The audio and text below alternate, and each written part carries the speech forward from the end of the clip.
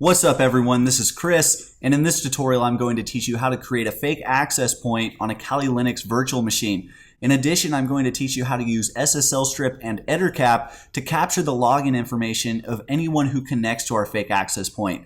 Now to complete this tutorial, you will need to have a USB network adapter that supports both monitor mode and master mode. If you don't have a USB network adapter that supports these networking modes, the network adapter that I recommend is the Alpha AWUS036NHA.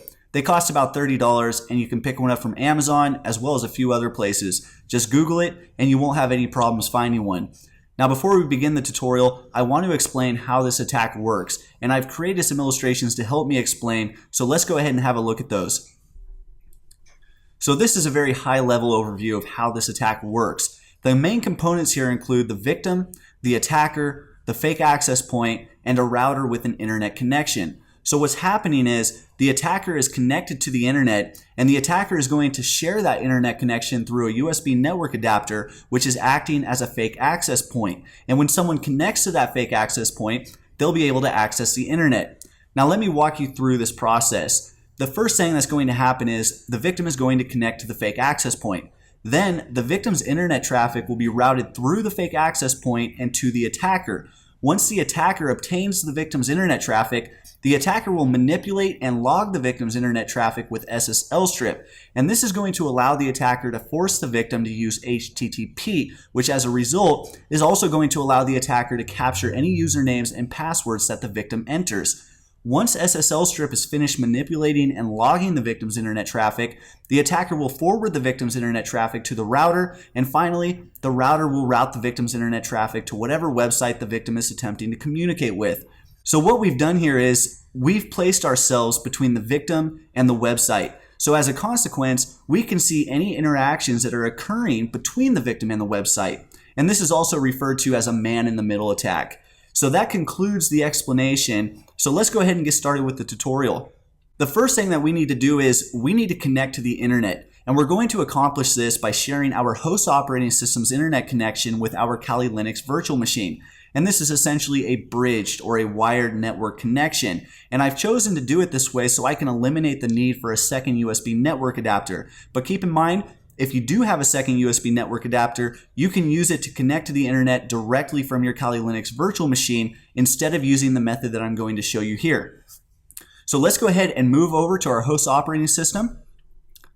And you can see that I'm using a Mac with Mac OS X. I want to take this opportunity to point out that your host operating system and computer do not matter. It does not matter what type of computer you are running your Kali Linux virtual machine on, as long as you can use it to connect to the internet. So let's go ahead and open our network settings or whatever network management application your operating system uses. I can access mine from the top menu bar, and then let's find a wireless network to connect to. I'm going to connect to my home network, but keep in mind you can connect to any network that you'd like to as long as it has an internet connection. And if you're mobile, you can tether to your Android or your iPhone's 4G. You can use a 4G USB modem, a mobile hotspot, or whatever means of an internet connection you have. So I'm going to go ahead and connect to my network. And I can see there that I've connected. So now that we've connected to the internet on our host operating system, we need to share it with our Kali Linux virtual machine. So let's go ahead and move over to our Kali Linux virtual machine.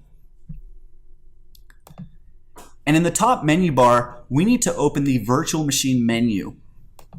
And then we're going to expand the network adapter menu. And if you have multiple network adapters like I do, use the one at the top. It should be called network adapter, and it should not have any numbers following it. And here we need to make sure that we've set our network adapter to use bridged auto detect. And this is going to allow us to obtain an IP address and an internet connection from the router that our host operating system is connected to. So once you've made that setting, you can go ahead and allow the virtual machine menu to collapse. And now we can use that virtual network adapter to establish an internet connection. So let's open up our network manager. And I'm using the WIC-D network manager, but you can use whatever network manager you have. And here you need to find the option that says Wire Network, and then click Connect. And if you're using the default network manager, you should be connected automatically. If not, you may need to reboot your virtual machine and you should be given a connection. If you're still experiencing issues, I recommend installing the WICD Network Manager, and I have a tutorial that will walk you through the WICD installation process, so I'll add a link in the description for you in case you need that. So moving on, now that we have an internet connection, we need to find our gateway IP address and make note of it. So let's go ahead and close out our network manager, and let's open a terminal. And in the terminal, we need to type route space tac n and then press enter. And go ahead and find your gateway IP address. You can see mine right there. It's 192.168.0.1. And we need to make note of this because we're going to use it in a future command. So let's open a notepad, or if you want, you can use a piece of paper, whatever's convenient for you. And let's just write gateway IP and then enter your gateway IP address. Again, mine is 192.168.0.1. And now that we've made note of our gateway IP address, we need to install DHCP server. So let's move back into the terminal. And in the terminal, we're going to type apt-tac get space install space DHCP3 tac server and then press enter. And I've already installed DHCP server, so this will go quickly on my end, but just be patient and allow it enough time to finish. And once the installation is complete, we need to configure our DHCP server. So in the terminal, let's type nano space /etc /dhcpd.conf and then press enter. And you should have a blank DHCPD configuration file like I do. If it isn't blank for some reason, just go ahead and delete all of the contents. And when you're ready, let's start adding our settings. First, we need to type authoritative, semicolon, and then press enter to move down a line. And then type default, tac lease, tac time, space 600, semicolon, and then press enter to move down a line. And type max, tac lease, tac time, space 7200, and then semicolon, and then press enter to move down a line. And then type subnet space 192.168.1.0 space netmask space 255.255.255.0 space forward-facing curly bracket, and then press enter to move down a line. And then type option space routers space 192.168.1.1 semicolon, and then press enter to move down a line. And type option space subnet tac mask space 255.255.255.0 semicolon, press enter to move down a line. And type option space domain tac name space quotation mark, and we're just going to call it free Wi-Fi, all one word. And then quotation mark, semicolon, press enter to move down a line, and type option space domain tac name tac servers space 192.168.1.1 semicolon, and then press enter to move down a line. And type range space 192.168.1.2 space 192.168.1.40 semicolon, and then press enter to move down a line, and then enter a backwards facing curly bracket. And that's everything we need to enter here. So we need to now save the changes that we've made. So let's press the Control and X keys. And then to save the file, we need to press the Y key. And then to write the file and close it, we need to press enter. And now we need to find the name of our USB network adapter. So go ahead and connect your USB network adapter if you haven't already done so. And in the terminal, we need to type airmon tac ng and press enter. And you should see the name of your network adapter listed below interface. I can see mine there. It's called WLAN 0. Yours will probably share a similar format. And now that we know the name of our network adapter, we need to start monitor mode. So let's type airmon tac ng space start space and then enter the name of your network adapter. Mine is WLAN 0, and then press enter. And we'll give it a moment to create a monitor interface for us. And I can see there that a monitor interface has been created and it's called mon0.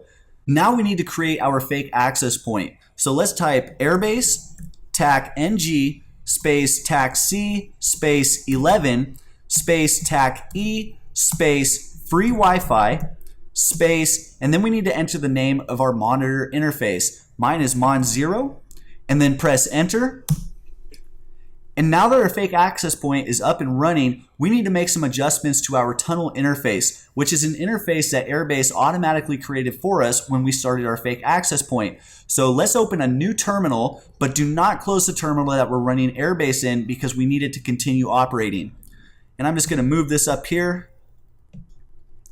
And in the new terminal, we're going to type ifconfig space at0 space 192.168.1.1 space netmask space 255.255.255.0, and then press enter.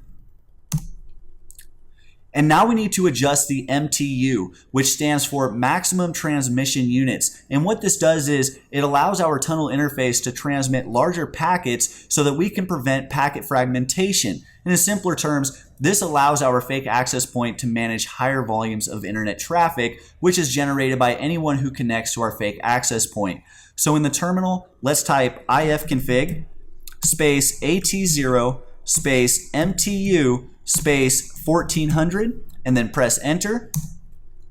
And now we need to add a routing table. So let's type route space add space tacnet space 192.168.1.0 space netmask space 255.255.255.0 space GW space 192.168.1.1, and then press enter. And now we need to enable IP forwarding and create some IP tables rules so we can use our tunnel interface to route traffic between our fake access point and our internet source. So we need to type echo space 1 space forward arrow space /proc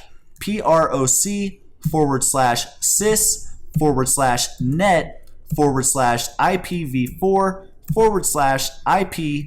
/IP_forward, and then press enter.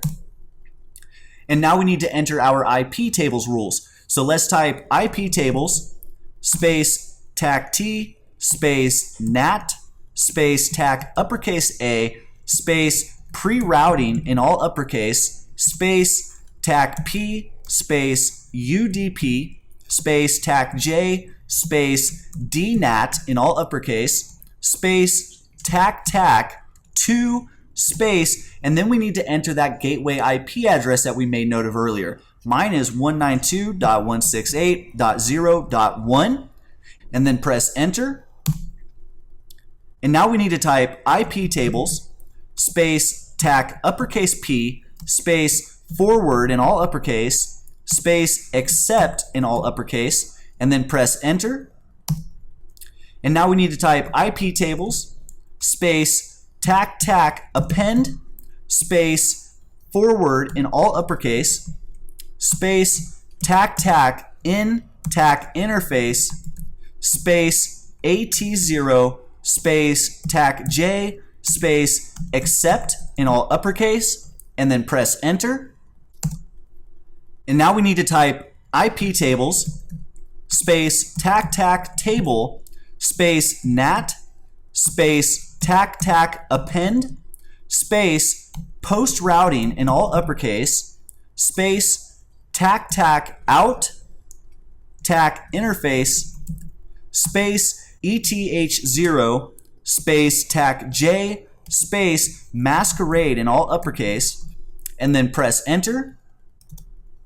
And finally, we need to type IP tables space tac t space nat space tac uppercase A space pre-routing in all uppercase space tac p space TCP space tac destination tac port space 80 space tac j space redirect in all uppercase space tac 2 tac port space 10,000, and then press enter.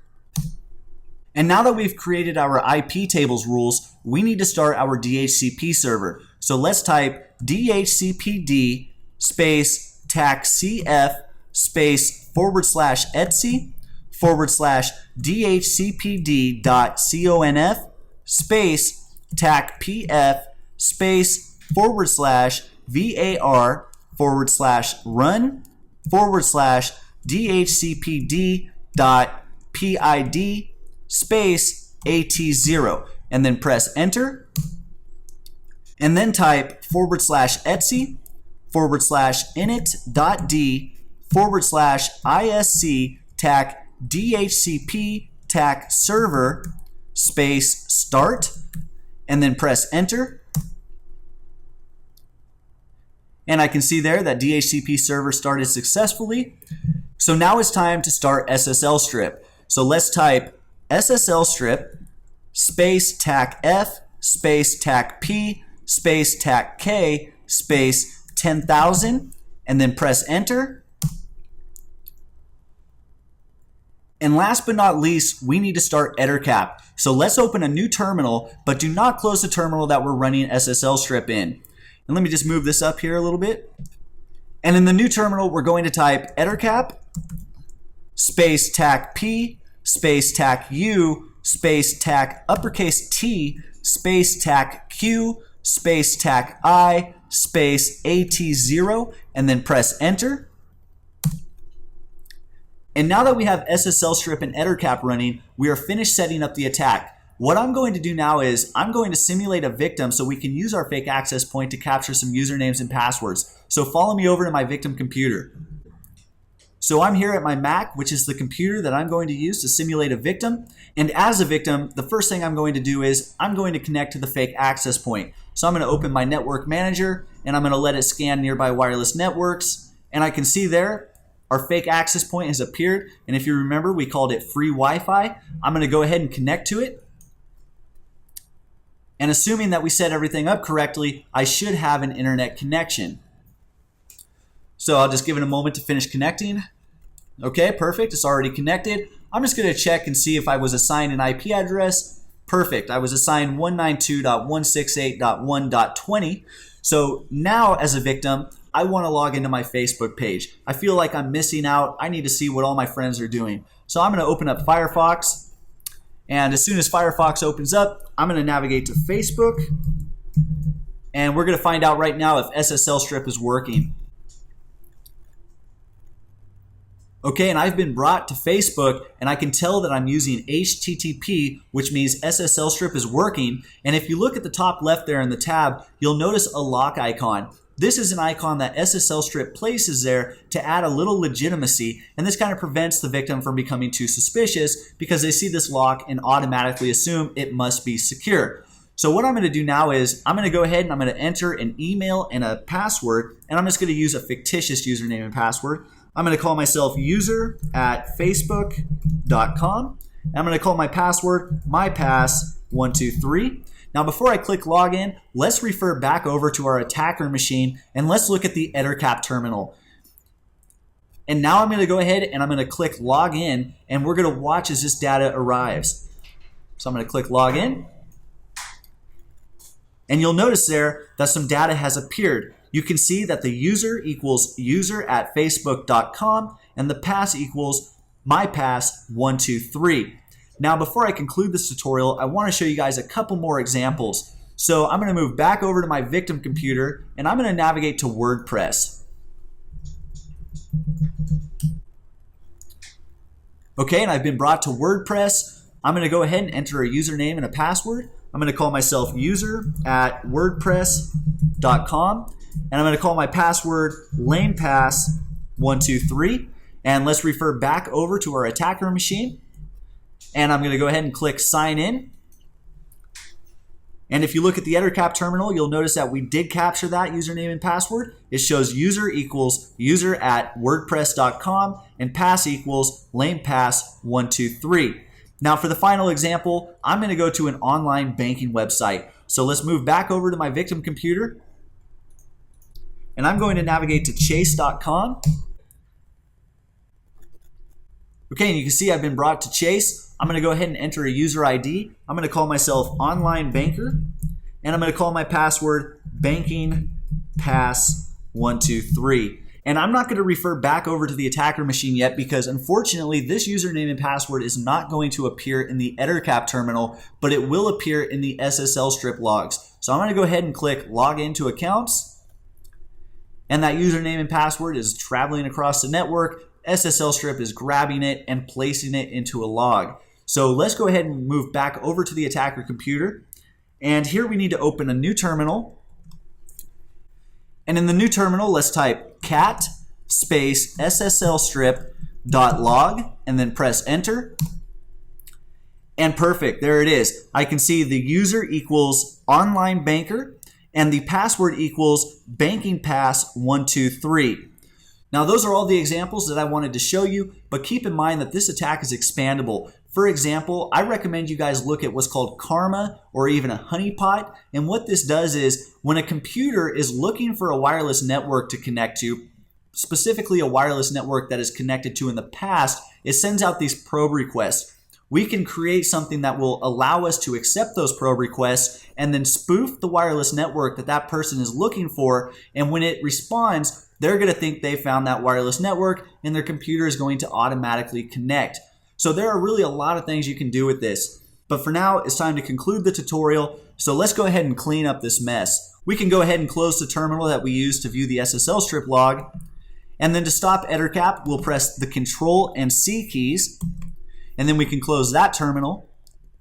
And then to stop sslstrip, again, we'll press Control and C, close the terminal. And to stop our fake access point, press Control and C, and then close the terminal. Now, all of those IP tables rules that we created, they will automatically be restored back to the default when you reboot your virtual machine. I'm not going to take the time to show you the commands to do that in the terminal because it's just too time consuming. So until next time, this is Chris, and that was how to create a fake access point on your Kali Linux virtual machine. I hope you enjoyed the tutorial, and please don't forget to like, comment, and subscribe.